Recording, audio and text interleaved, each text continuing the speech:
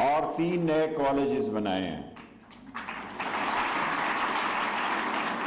اور یہ بھی میرا خواب تھا کہ غریب کی بیٹی اپنے محلے میں پڑھے, رکشہ اس کو ماں چھوڑنے جا رہی ہے, بھائی چھوڑنے جا رہا ہے, پھر لینے جا رہا ہے. اور انگریز نے جب پنڈی کی ہسٹری لکھی تو ڈھوک, اب جس کو ہم ڈھوک کہتے ہیں, ڈھوک جس کو ہم ڈھوک کہتے ہیں, یہ اس نے رکھا تھا کہ یہاں سے یہ ڈینٹر, پینٹر, ویلڈر, مکینک, موچی, درزی, دھوبی, نائی, یہاں سے وہ لیبر لیتا تھا ساری اپنی مشینوں کے لیے. تو اس سے خوبصورت انتقام نہیں لیا جا سکتا تھا کہ جہاں راولپنڈی میں ڈھوک کا لفظ آئے, اگر وہاں بچیوں کا اسکول اور کالج نہ ملے تو میں آپ کا مجرم ہوں.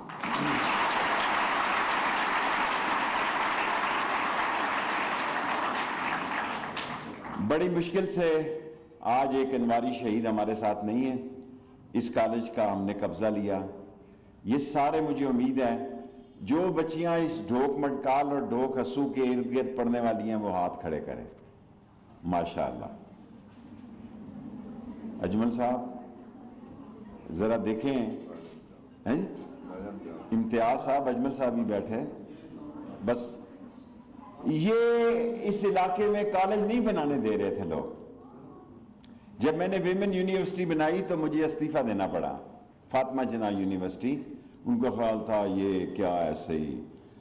آج راولپنڈی کا بچیوں کا تعلیمی معیار اتنا ہائی ہو گیا ہے کہ یونیورسٹی میں 92% پہ میرٹ آ گیا ہے. 92% پہ.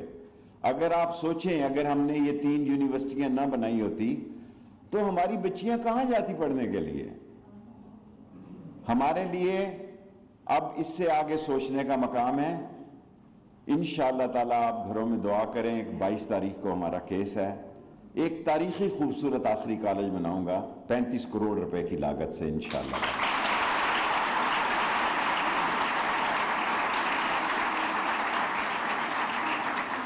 وہ بھی ڈھوک دلال میں ہی بنے گا انشاءاللہ, ڈھوک میں ہی بنے گا تاکہ غریب کی بچی پڑھے.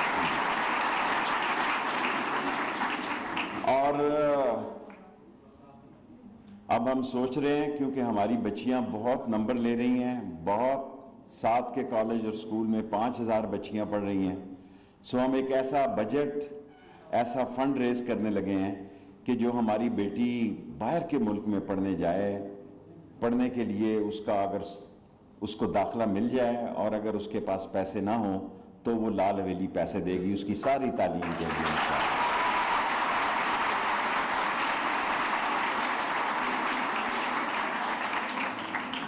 اور میں اساتذہ سے بھی کہوں گا کہ یہ شعبہ جو ہے, حالانکہ میری راشد شفیق صاحب سے اکثر جھگڑا رہتا ہے اس بات پر, اس کو بڑی فکر ہوتی ہے ٹیوب ویل لگے, سیوریج کی لائن بچ جائے, سڑک بن جائے. سڑکیں نارتھ کوریا کی بھی بہت زبردست ہیں, چیکو سلواکیہ کی بھی بڑی زبردست ہیں, پر دماغ نہیں ہے. دماغ جو ہے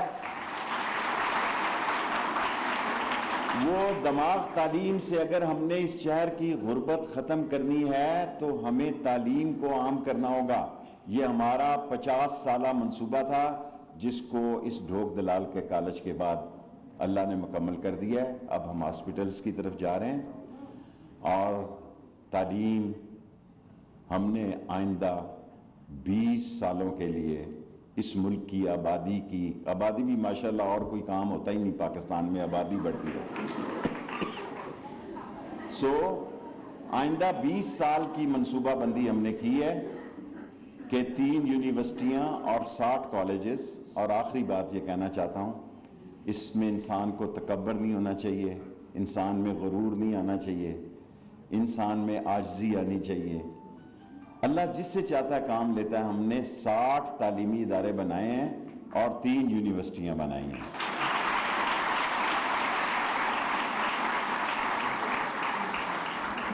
سارے پاکستان میں جتنے کالج, سکول اور یونیورسٹیاں بنی ہیں, جب میں سیاست میں آیا تو ہم 37ویں نمبر پہ تھی ہماری فیمیل ایجوکیشن.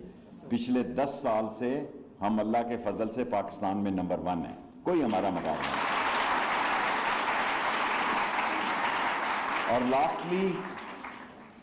دنیا کی کوئی طاقت ہمیں شکست نہیں دے سکتی. کوئی بدماش اس شہر میں سر اٹھا کے نہیں چل سکتا قبضہ گروپ, کیونکہ میری بیٹی پڑھی لکھی ہے, اس کے گھر تعلیم جا چکی, اس کو گھر سے جوتیاں پڑیں گی. جو بدماشی کرے گا اسے گھر سے جوتیاں پڑیں گی, کیونکہ ایک فضا بن گئی ہے ہمارے شہر کی. ہمارا تعارف جو ہے, ہر شہر کا اپنا تعارف ہوتا ہے. کسی کا قبضہ گروپ ہے, کسی کا منشیات فروش ہے. تھوڑے سے منشیات فروش ہیں, ہفتے بعد ان کے پیچھے بھی ان کو میں ٹھیک کر دوں گا, فٹ کر دوں گا ان کو.